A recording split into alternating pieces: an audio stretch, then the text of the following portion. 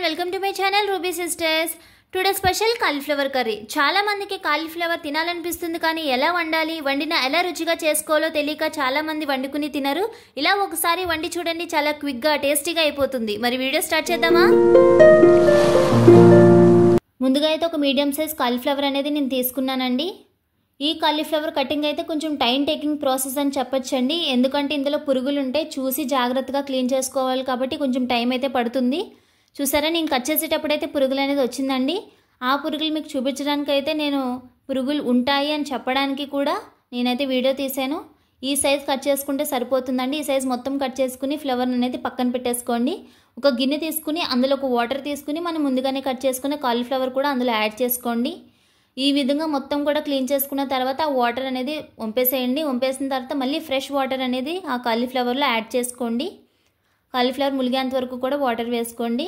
ఒక 1/2 table spoon పసుపు, 1 table spoon salt అనేది యాడ్ చేసుకోండి. మీకు సాల్ట్ ఉంటే సాల్ట్, కల్లుప్పు ఉంటే కల్లుప్పు ఏదైనా యాడ్ చేసుకోవచ్చు. ఇలా స్టవ్ ఆన్ చేసుకుని మీడియం ఫ్లేమ్లో ఒక 2 మినిట్స్ అంతే అండి. ఆ వాటర్ హీట్ అయ్యేంత వరకు ఉంచుకోండి. తర్వాత స్టవ్ ఆఫ్ చేసేసేయండి.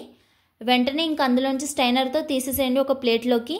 అందులో ఉంచేయద్దండి, ఎందుకంటే ఉడికిపోతుంది. ఇలా ఎందుకు చేస్తామంటే ఏమైనా పురుగులు ఉంటే ఇంకా వాటర్లోకి వచ్చేస్తాయని ఇలా చేస్తామండి. వాటర్ పసుపు వేసి ఇలా పక్కన పెట్టేసుకోండి. తీసి మొత్తం 3 మీడియం సైజ్ ఆనియన్ తీసుకోండి, 2 పచ్చిమిర్చి, 3 మీడియం సైజ్ టొమాటో తీసుకోండి, కొంచెం కొత్తిమీర, ఇవన్నీ కట్ చేసుకుని పక్కన పెట్టేసేయండి. మనం చేసేది కాలీఫ్లవర్ మసాలా కర్రీ కాబట్టి నేనైతే అల్లం వెల్లుల్లి కూడా తీసుకున్నానండి. అల్లం వెల్లుల్లి నేనైతే దంచి తీసుకుంటున్నాను. మీకు కావాలితే కనుక మిక్సీలో గ్రైండ్ చేసి తీసేసుకోవచ్చు. ఫ్రెష్ అల్లం వెల్లుల్లి వేస్తే కర్రీ టేస్ట్ అనేది ఇంకా బాగుంటుందండి. ఇలా మొత్తం మెత్తగా వచ్చిన తర్వాత ఒక ప్లేట్లో పక్కన పెట్టేసుకోండి. ఇప్పుడు స్టవ్ ఆన్ చేసుకోండి. స్టవ్ ఆన్ చేసుకుని ఒక కళాయి పెట్టుకుని ఆయిల్ వేసుకుని ఆయిల్ హీట్ అయిన తర్వాత ఉల్లిపాయ పచ్చిమిర్చి అనేది యాడ్ చేసుకోండి. ఉల్లిపాయ పచ్చిమిర్చి గోల్డెన్ కలర్ వచ్చేంత వరకు కూడా బాగా వేపుకోండి. ఈ కాలీఫ్లవర్ కర్రీ అనేది మన వెజిటేబుల్స్లో, మనం తినే వెజిటేబుల్స్లో యాడ్ చేసుకుంటే చాలా మంచిదండి. వెయిట్ లాస్కి బాగా ఉపయోగపడుతుంది cauliflower. Vitamin C, vitamin K కూడా ఎక్కువగా ఉంటుందండి. ఫైబర్, పొటాషియం కూడా చాలా పుష్కలంగా ఉంటుందండి ఈ కాలీఫ్లవర్లో అయితే.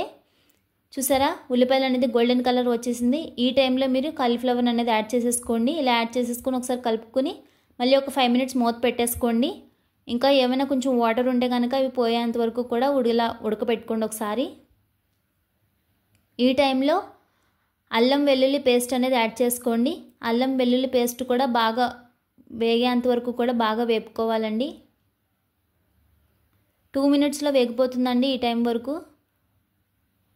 చూసారా, అల్లం వెల్లుల్లి కూడా బాగా వేగిపోయిందండి. ఈ టైంలో మీరు 1 టేబుల్ స్పూన్ కారం, 1/2 టేబుల్ స్పూన్ పసుపు, మీ రుచికి తగినంత సాల్ట్, 1 టేబుల్ స్పూన్ ధనియాల పౌడర్.